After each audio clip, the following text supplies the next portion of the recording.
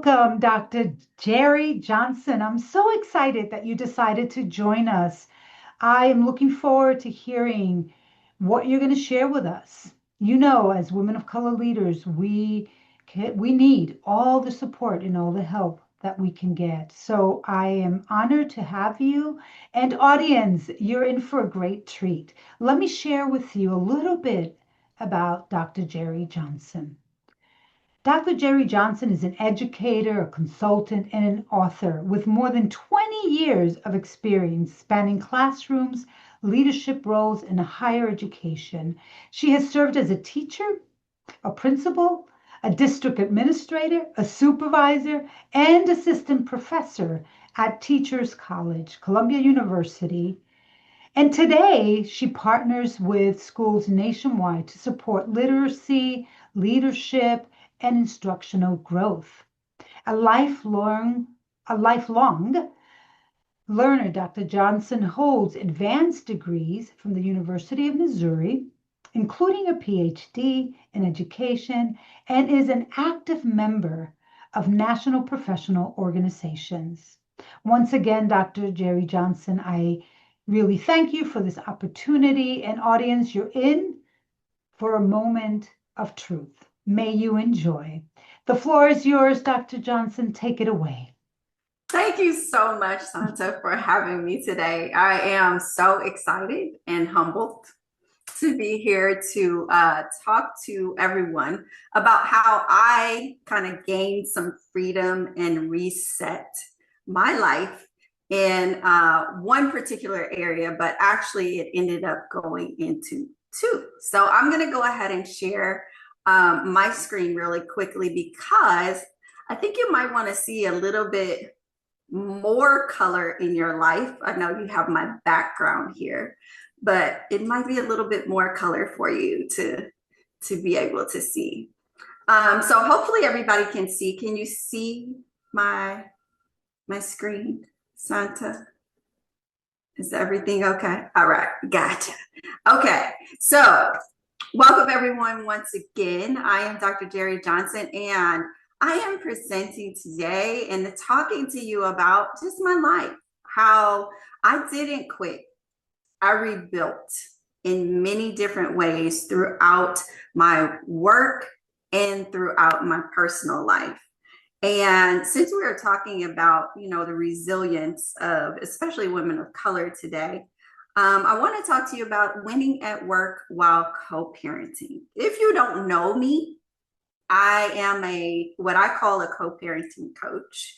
I have a podcast called Common Sense Co-Parenting, and I talk all about a big part of my life, which was the co-parenting of my daughter.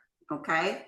And how I kind of just really found freedom in that relationship with my co-parent, but also it helped me win at a lot of things in my work.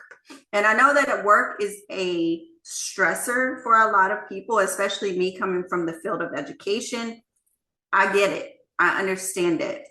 But today I want you to take away some things and listen, just listen, sit back and listen and rest to my story, because it wasn't easy. And I know it may not be easy for you right now, but I want you to know that it is worth it and it is possible. So co-parenting, in my definition, is anytime someone is raising a child with another human being.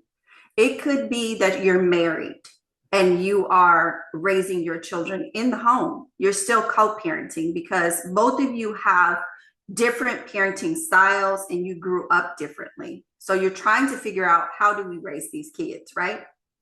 It could be you are co-parenting with a divorced spouse. I had an ex-husband that I was co-parenting with. It could be that you're co-parenting with someone who is just your ex from a relationship, and or I've had grandparents on my co-parenting podcast, because now we have, families living in the home with each other, and the grandparents and great grandparents are there, and they are helping to parent and raise your child.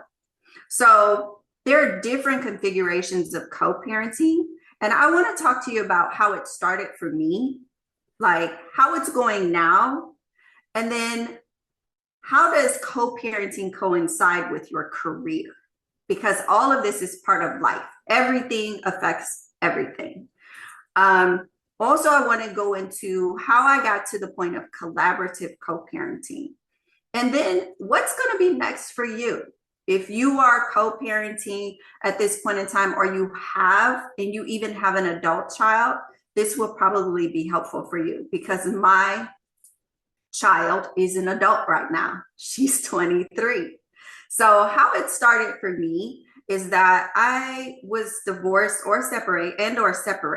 At the time, my daughter was 8 months old when we separated. My daughter is now 23. She's going to be 24 in May. My ex-husband and I consider us to be pretty successful at this co-parenting thing, just simply because my daughter is a fabulous human being, very caring, very empathetic, doing her thing. She's graduated college. She's going to graduate school. And throughout all of this, we have supported her in many different ways. In the process, our relationship has changed from very conflictive to very collaborative. And it changed around the time that my daughter hit high school. I know you're thinking, yeah, they divorced at 8 months old or separated at 8 months, and it didn't get good till high school. That shows you how long it might take in reality, okay? There were different phases that we went through in our own lives and also in her life that we both had to grow. We had to show different things to each other. We had to work through different things with each other for us to get to that point. And even up until the time of her junior year in high school, where she came to live with me full time, our relationship was here and there. But our relationship got much closer when she was in college, and my daughter and I moved away from the city that my ex-husband was in. We are all three in different cities. And I will say that our relationship is even better now than it was back then. So everything has stages and everything has a flow to it. And as I said, how it's going now is it's going great. I recently had my ex-husband on my podcast because people didn't believe he existed because I talked so positively about us. But we did have rocky times. And I'm very honest about the issues that we have, and you're going to hear some of that today. But it's going great. And in the process, I had some career things going on. Think about it. My daughter was 8 months old when we got separated. I was 28, 29 years old in my career as an educator. And it caused some upset in my life. And because mothers typically are the ones to take on most of the child rearing and relationships, women kind of disproportionately have challenges with thriving in their careers when they have children. Things like childcare, school activities, children's special needs, especially if you have a child with special needs, that may take extra time and care, which kind of results in that time being taken away from the pursuit of goals that we have for our careers, right? We have to make sacrifices.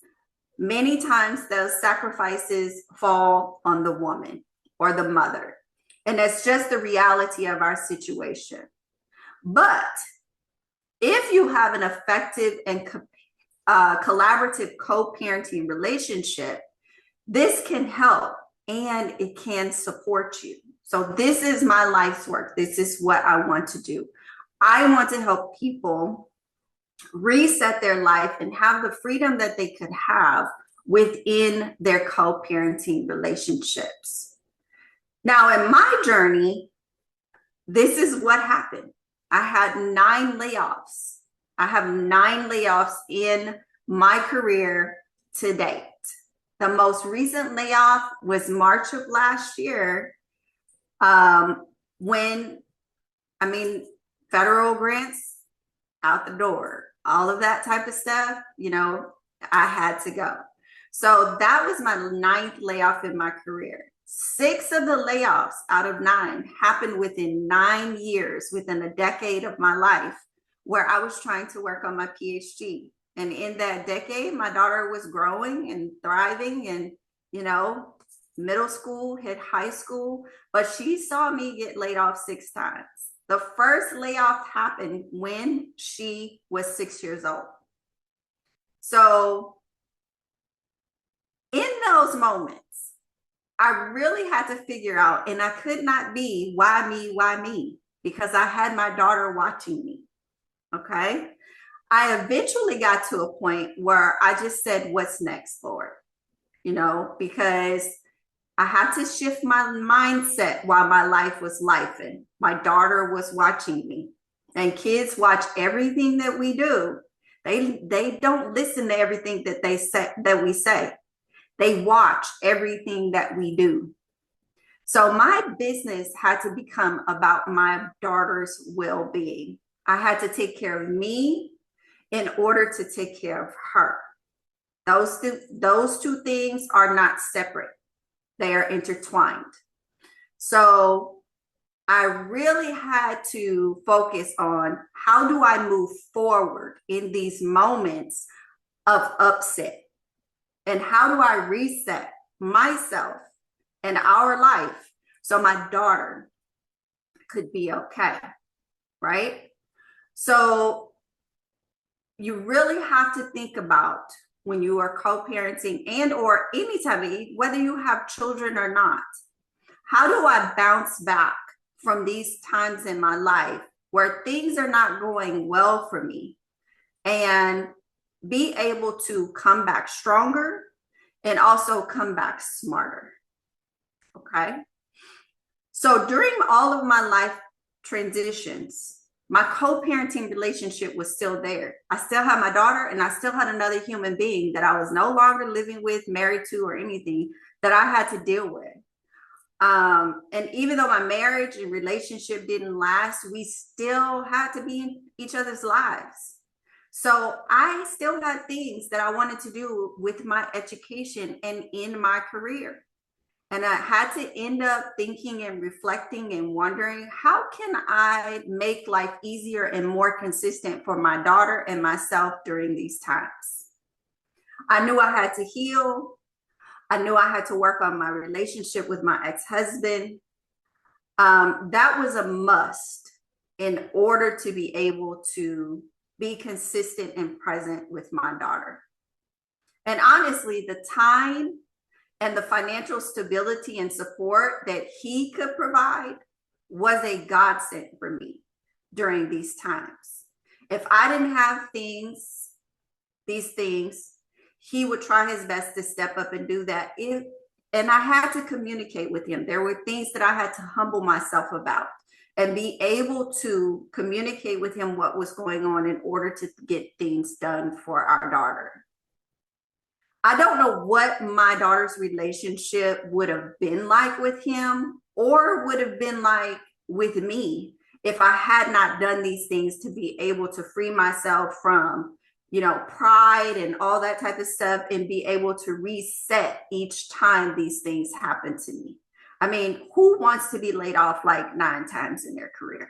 Honestly, that's tough, So the support from him actually created the space and the time that I needed to do things for myself. And it enabled me to support my daughter in the most present and consistent way that I could. All right. With work being such a large part of my life. And if you guys know educators, you know that they spend a lot of time doing what they do. People always talk about, well, they get breaks and this and that. No, not true. Educators don't get paid enough. Typically, they're working a second job. So if they're on break, they're still working, or they're going to school because they require you to go back to school to keep your certification. There's a lot of things behind the scenes that, unless you know an educator or you're married to an educator, a lot of people don't know. And the summers aren't as long as they used to be at all. So with work being such a big part of my life, I wanted to be able to move through personal and professional as fluidly as I possibly can. I wanted the freedom to be able to do some things for myself, in order for me to be filled up and ready for when I did have my daughter with me. So the truth is, most of the time, and I know that you guys may not think about this, but the truth is, most of the time, people don't treat their family and their friends better than the people that they work with. Have you ever heard that before? Many times we take out on our family and friends things that happen at work, but we treat the people at work better than we treat our family. If you have ever seen the relationship conversation between Nikki Giovanni and James Baldwin, you know what I'm talking about. If you've never seen that, please look it up on YouTube, because she specifically talks about how she would rather he treat her like his boss, like he treats his boss every day, because he pays more attention to that particular relationship than anything else. Okay. So when we talk about career and co-parenting, I want to make sure that you understand that your career and winning at work actually does help your co-parenting relationship.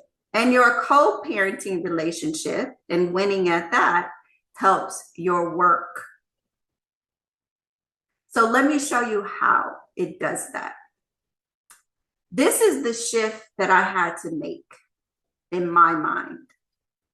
I had to think about what in work could I transfer into best practices for my co-parenting relationship. Because work was such a big part of my life, and I'm sure it has been in yours. What do we do at work that we can transfer into our co-parenting relationship and get the same results? We get stuff done at work. We are that girl, okay? We get it done. Whatever it is we do to our highest ability, and we make the grade. So even though the layoffs in my career kept hitting me, I kept getting positions with more experience, more responsibility, and so on, right? Which meant that I was working with all types of people at all levels of education. Therefore, I was learning new skills. I was taking in information, and I was honing my expertise while going through life at the same time. Each of these layoffs was a lesson in humility, resilience, and when used for good, when I used my superpowers for good, I ended up strengthening my co-parenting relationship. Why? Because I transferred those skills from my job, from my work, to my co-parenting relationship. I say using your superpowers for good because it's not always easy. We can use our superpowers for bad things. We see it every day. While life was kicking my butt, being cordial to my ex-husband was really a test of my faith, my intestinal fortitude, and the skills that I was honing in my career. It was not easy. But the shift came when I said, why don't I treat this relationship like I do my business relationships? I always used to tell people it's business, it's not personal in my work life. There are things that you have to detach from emotionally in order to get business done. You all understand this, I'm sure. So in my framework for co-parenting, I talk about 5 characteristics of effective co-parenting. So I'm going to introduce 3 of them to you today, and how I kind of made this shift in my mind and in my beliefs about what my co-parenting relationship needed to look like versus what my working relationships look like. Because typically our working relationships look better because we do certain things in those that we don't do in our personal relationships. So communication, collaboration, and consistency was what I had to shift on.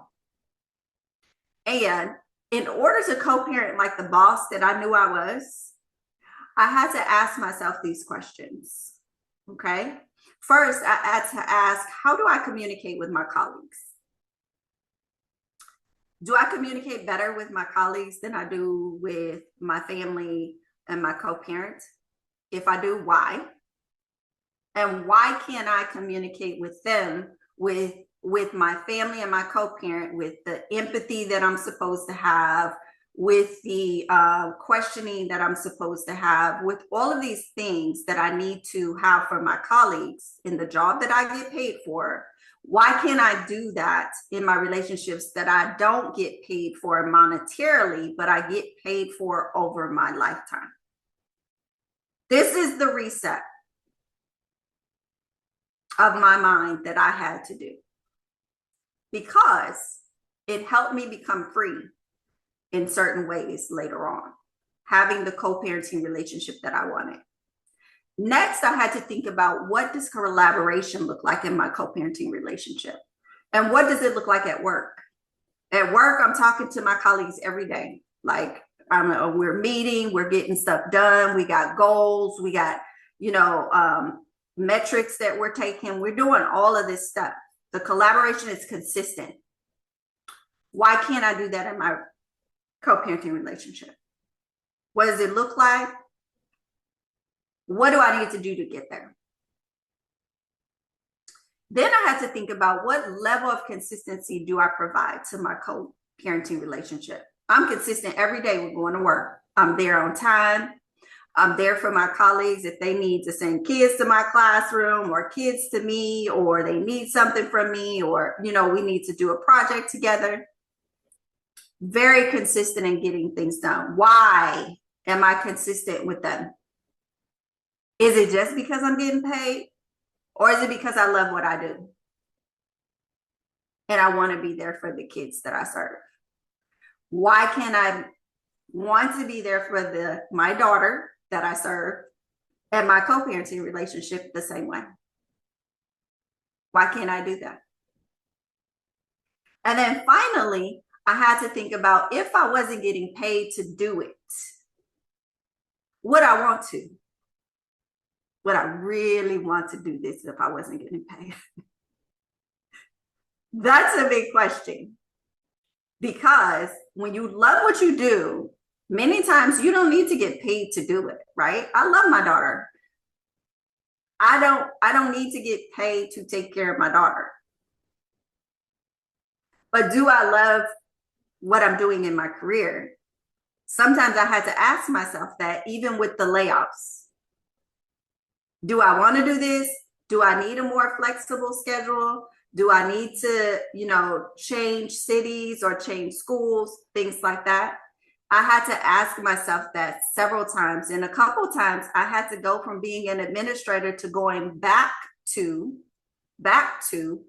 doing something that I really love, that would give me the flexibility that I needed to have. I went back to reading specialist, or back to instructional coach, because the administration during that time in my daughter's life, being a principal, was not what she needed for me to be consistent. I had to make the sacrifice. My ex-husband helped me along the way because I made the sacrifice. Okay. So that was the shift that I had to have to be free in certain instances in my career, and when at my career, as well as when in my co-parenting relationship.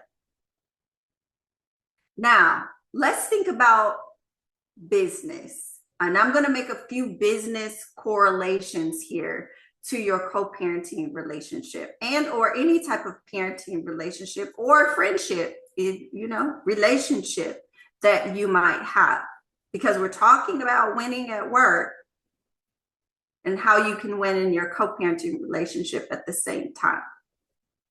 So getting future focus, let's think about the work that we might need to do. Okay. We're going to start on the left side of the screen. And in business, You might have to have product enhancements. You might have to introduce regular updates and features to enhance a product offering, right? I'm sure this is hitting some of you all. So let's look at that in correlation with the co-parenting relationship. Your co-parenting relationship is the product. That's what you're creating. At certain times, you're going to need to enhance that product. That means you're going to need to do something differently and make some regular updates to how you may deal with situations or deal with your co-parent. All of these things that you do are going to enhance what you can offer your co-parenting relationship. That means you got to work on you and some ways that you do things in order to enhance your co-parenting relationship. Reset yourself in some ways. Technology integration. You may want to explore some technologies for potential integration into your operations of your co-parenting relationship. Back then, when my daughter was growing up, it was easier for us to have calendars, that we had in each household that I created for the month with all of my daughter's activities and both of our activities. And my ex-husband would add things at his house and things like that. We used a physical calendar to do that. We also use calendar invites on our phone, text messages, notes sent to each other, voice notes sent to each other. You are going to have to use some technology integration in some way, shape, or form in your co-parenting relationship. It is not always going to be, I got to have a conversation with somebody on the phone. Everybody ain't got time for that. I didn't have time for that as a principal walking around in a school. I don't have time during the day for conversations. But a voice note, I can listen to really quickly while I'm walking the hallways, and I can know what my ex-husband needs or my daughter needs. Get some technology integration into your life with your co-parent. And if you need, there's plenty of apps out there that you can do that. Collaboration or collaborative partnerships. You need to be able to foster collaborations with relationship innovators and industry leaders to drive innovation in your relationship. This means that you are going outside of your co-parenting relationship, you're listening to podcasts, or you're looking at a YouTube channel, or you're reading a book about co-parenting, effective co-parenting, and positive co-parenting. There's a lot of negative stuff out here about co-parenting. If you are running a business, you're not trying to partner with and be collaborative with people who are going to bring you negativity and negative press. Nobody wants to deal with people like that. Okay?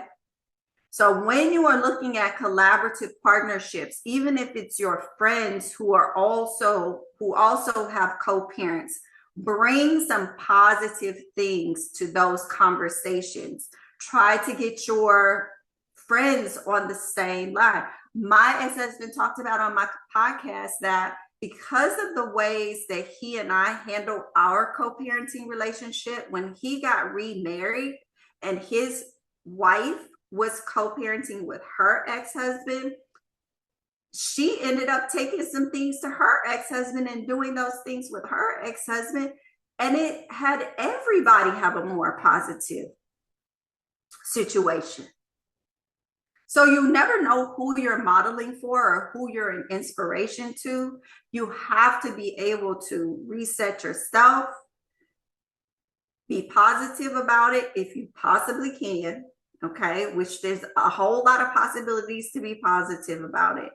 And take in some skills and some beliefs and things that will be advantageous to your co-parenting relationship. Remember, your child or children are your business. His or her business, or your grandparents, your parents' business, that's their business, okay? Your child or children are your business, and that is your focus. You can't worry about what other people are doing behind closed doors in their space. You worry about you. Now, When you are future focused on that work, there's some other things that go along with you doing those three things, okay?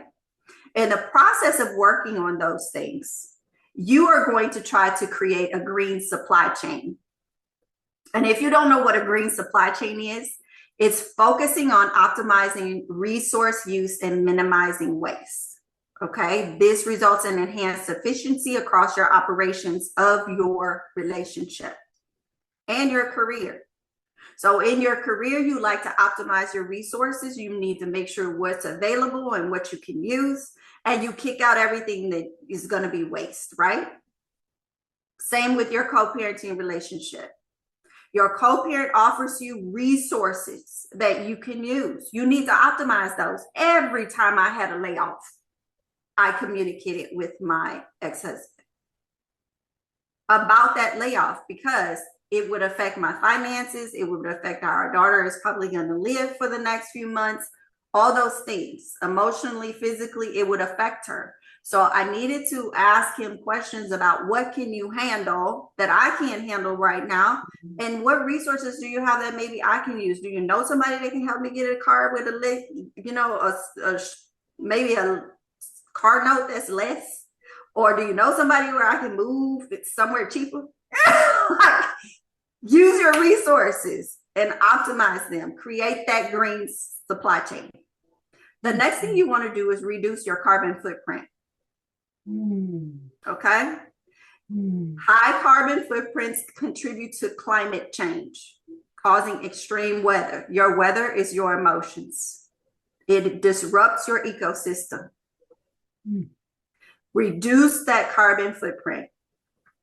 That means we're not getting upset. We're not fussing, cussing. We're not all the drama. We are reducing that footprint. You cannot control another human being. You can only control you. Your children are watching you. Right. So when you reduce your carbon footprint, that means bring those emotions down. Emotional regulation. I talked about this in my last 2 episodes on my co-parenting podcast. We have to learn to regulate our emotions as adults. That's the only way our children learn how to do it. And you cannot worry about another adult and what they're doing because you cannot control them. You can only control you. Okay? Waste reduction. We just talked about waste reduction. That means that anything that is not working, you need to let that go. That means that thinking that you have needs to go. Okay? We cannot have the negative thoughts. We cannot have the negative behavior. All of that, yes, it will come out. Things happen. Life happens. You may have a lapse. It's okay. How you bounce back from that is what matters. But that thinking that you have turns into your actions. It also turns into your beliefs. That comes out in what you do. We need a lot actions aligned with words. So if you're saying one thing, you can't be doing another. Okay, ask your child to control themselves if you can't control you. Get rid of that waste. All right. And the last one is self and wealth preservation. You need to diversify like your assets. My ex-husband and I had to talk about life insurance as far as our daughter goes. I had to take on some self-care acts for myself, even though I was getting laid off. You know what? My coffee a day was a non-negotiable for me. I will spend $4 or $5 and go get my coffee because that was my self-care when I got laid off. Like that was the only thing I could afford for myself. I couldn't go to the spa or girls trip or anything like that. So when I got laid off, I made it one non-negotiable for my self-care. You have to preserve yourself in order to take care of your child or your children. And preserving your wealth is another thing because, and businesses do this all the time. They think about wealth preservation, their budgets, they think about reserves. You need to think about that too. It was very difficult for me, 6 layoffs back to back within 9 years to come back. And then I had 3 more layoffs. Ooh. The most recent one being last year. My wealth is not where I want it to be. It's the best that I can do right now. And I have to say, my relationship with God is just gonna have to, it's gonna work out like it's supposed to work out. So think about these four things within the work that you need to do. Those three things on the left, do the work.